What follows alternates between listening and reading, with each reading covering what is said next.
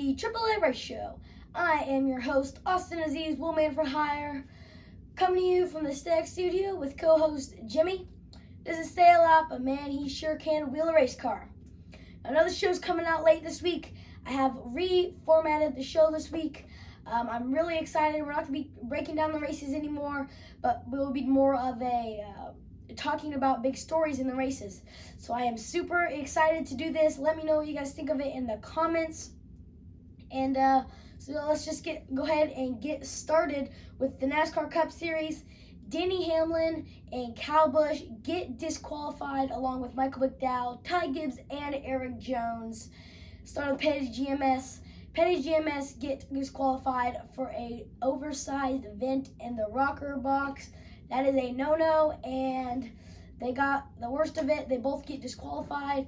Eric Jones has been having one of the best years he's had in the Cup Series yet, but they say everything can go downhill when you get disqualified.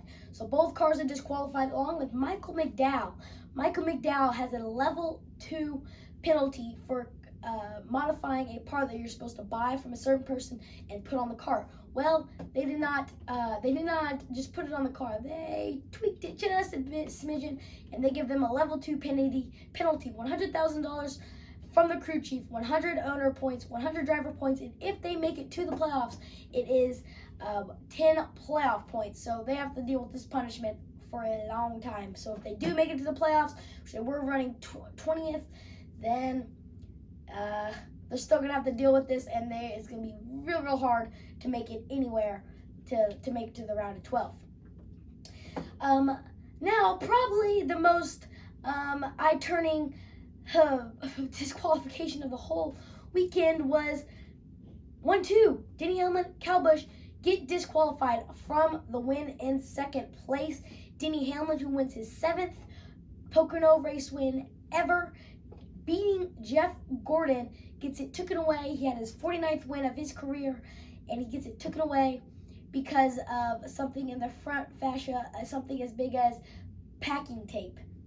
That's how much of the modification this was, and it was enough for NASCAR to say, hey, we're going to make an example out of these guys. We're not fooling around when we say don't mess with this stuff. We will take the win away. This is the first time since 1960 they have done this. It was Emmanuel Zurkins, and that was taken away because of an oversized fuel tank. Drew Weatherly was able to take the win because of that. So this all kind of starts to tie in because Kurt Busch, Kyle Busch's brother, gets hurt in a qualifying wreck, gets a concussion, so Kurt Busch is unable to attend the Pocono race, and they bring Ty Gibbs from the Xfinity Series in to race that number 45 machine for 2311. But he does a phenomenal job. He finishes in the top 15, doesn't touch a thing the entire day. So, what could this mean for Kyle Busch, who doesn't have a sponsor next year? Well, he could be getting replaced that number 18 car. It's looking tight for him. If he cannot get a sponsors is money, and money is racing. If he cannot get that sponsor, we may not see Kyle Busch back in number 18 car or back in NASCAR. But we may see young Ty Gibbs piloting that 18 car. I'm sure Joe Gibbs would have no problem putting his grandson in that car. Now, Denny Hamlin, who almost wins his 7th Pocono race, but gets it stripped from him, ruins Ross Chastain's day. And was this payback, we were wondering? I believe absolutely. There is no way this could not have been payback. He gave him just enough room to wreck himself, just what Jeff Burton said on the broadcast. And man, he made it look so clean. It was for the win. He waited, he was patient, and he paid Ross Chastain back for all the times that he had ruined his races this season. Now, not to say I was happy about that, but Ross Chastain, he definitely could have backed out of the throttle there, and he could have saved his race and maybe finished in the top 5, maybe even had another chance at the win if a caution would have come out. But no, he stayed in the throttle. And he got himself wrecked, and that is just product of he was trying to win the race, he was going for it, and he got himself into the wall. So Denny Hamlin and Ross Chastain, is it over? No way. There's no way this is over. This is going to continue all the way through Phoenix. These guys, if they both make it to the Final Four, Ross Chastain is the biggest surprise of the year. But they are going to be battling each other, and I see a lot more front bumpers getting into those two cars. So that was the NASCAR Cup Series. Man, that was a lot of bad news. I'm really excited to see what Denny Hamlin and Ross Chastain play out, and hope Kyle Busch can stay in the sport. Let's head over to SRX. They have some good news. It was their season finale this week. Dave Blaney co-owns the track, so him and his son Ryan were able to race in the SRX series, plus Chase Elliott, one of Ryan Blaney's best friends, and they put on a great show out there on the dirt. Chase Elliott holds off Tony Stewart to win his second SRX series victory. It's only his second race, so he's batting 1,000. Since he beat Tony Stewart, my dad's been calling him the king of dirt. That's been kind of aggravating me because obviously we all know Kyle Larson is the king of dirt. That's just a given. But either way, Chase Elliott is able to come home and win on the dirt up there in Ohio. But the big winner of this weekend was, that's right, Marco Andretti. Marco Andretti wins his first championship without winning a race this season. Marco Andretti, he had 3 second-place finishes, so even though he didn't get to park that car in victory lane, he did get to stand on that podium quite a few times. He actually broke his hand and had to have surgery on Tuesday. Broke his wrist, and it all played out, though, with about 8 or 9 laps to go. He was in some serious pain on those last couple of laps because of that broken wrist. But he was able to finish it out and hoist that trophy at the end, and that is the second concluding year for SRX. That concluded it, and that was their second year. I'm really excited to see if they can come back next year because it's such a cool series, just getting all those superstars racing together, and you can see older people come in that race full-time, young hotshots just coming up through the rankings, coming up to get their start. We saw Ernie Francis Jr. He got his start in SRX, so Haley Dean comes down sometimes. So I really like the series, and I really hope they put it on next year.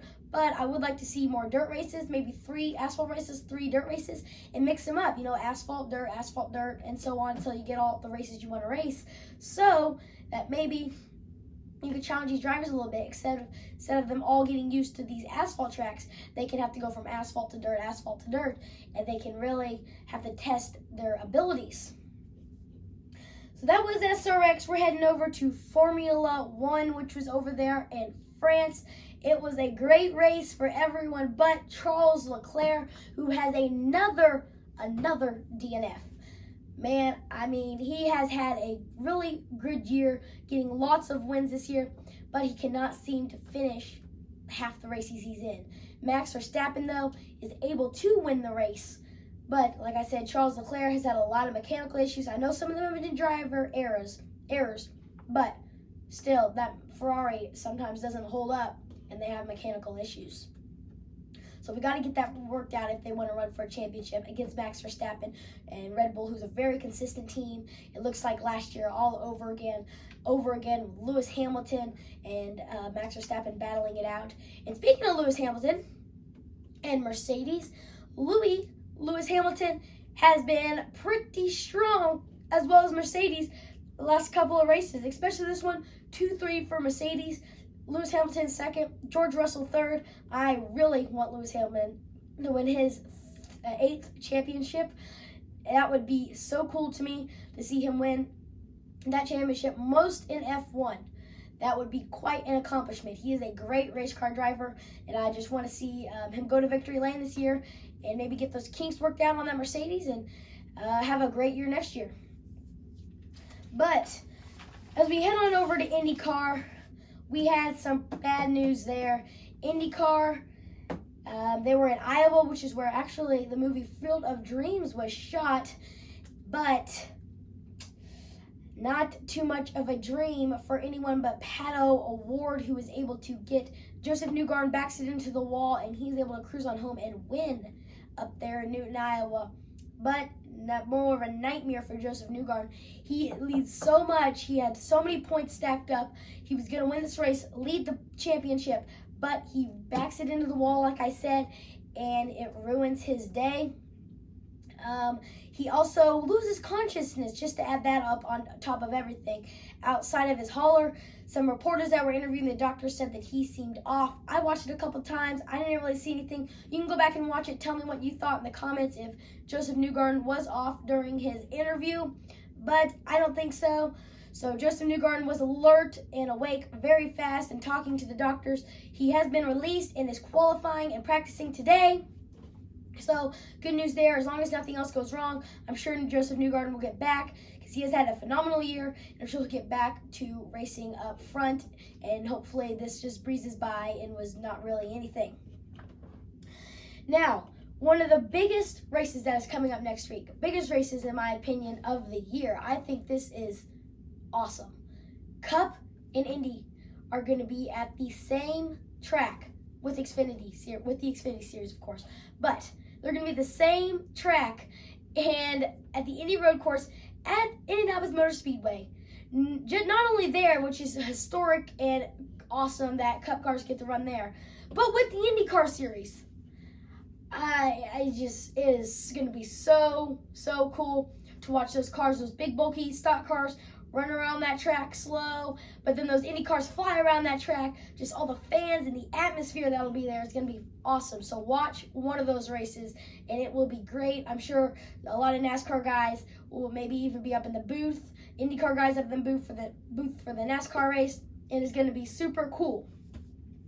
Well, we have a new segment on the show this week. It's called Austin's Absolute, where I make an absolute guess on who's going to win next week. Well, who I think is going to win next week, and of course, as I just said, both NASCAR Cup and Indy will be at Indianapolis Motor Speedway. Start with the Cup Series. Cup Series at Indy, Ross Chastain. Ross Chastain will take his number 1 Trackhouse Racing machine to victory lane, and in the IndyCar Series, Colton Herta will take his number 26 Gamebridge Honda to victory lane for back-to-back Indy Road Course wins.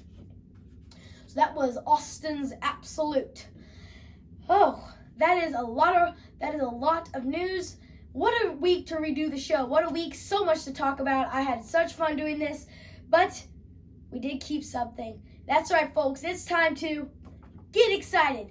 Get Excited is brought to you by Top Limb Tree Service. If you need a trim, call Top Limb at 417-880-7867. Toby Sherrill and the crew will go out there and take care of all your tree trimming needs. So if you need a trim, call up Top Limb and they'll take care of all your tree trimming needs. Like I said, Cup, Indy, be at the same track. Gonna be great. Formula One will be in Hungary. Will Charles Leclerc pull through and start going on a tear here, or will he just keep going down this downhill slide, and will Max Verstappen run away with the championship? Local races. Dallas County Speedway, the Bull Ring will be having their second annual Pure Stock Shootout, as long as the Bull Ring Cup plus kids bike races. So go out there and kids bike races. That'll be a ton of fun. That's today. Tonight, E3 Speedway will be having their Friday Night Thunder.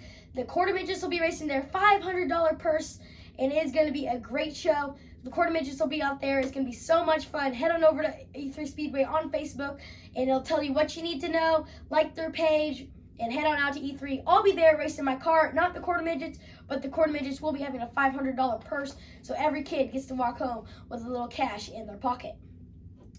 Tomorrow, Saturday, we have Lucas Oil Speedway have their Fan Appreciation Night. Springfield Raceway will be having Weekly Racing Plus. The Enduro Bombers will be there, and it is going to be a great show. So head on out to all those tracks, support those local tracks. But if you're not able to make it out to any of those local tracks, well then, I got good news for you. If you like 90s rap and historic racetracks, head on out to the Springfield Fairgrounds, the Old Raceway, and Vanilla Ice will be performing. So fire up your 5.0, put the rag top down so your hair can blow. And man, it's going to be a great show out there. They'll be at the Old Fairground Raceway. So head on out there and watch that. If you can't make it to any of these races and DVR those big races happening at Indy.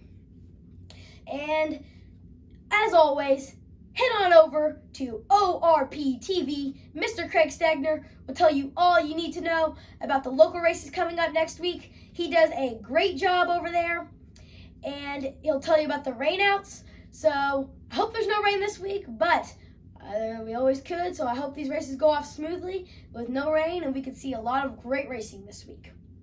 And I think that about does it for our show this week. Please make sure to like, subscribe, turn on the notification bell. And I'm Austin Disease, Will Made for Hire, coming to you from the Stag Studio with co-host Jimmy here. And I hope you guys all like the new show. Make sure you comment on it and tell me what you think of it. And it will be coming out earlier next week. So, as always, this show is sponsored by whatever Mom's making for dinner. Have a great rest of your week. If I gotta drive over the fool in front of me, man, to win, that's just racing.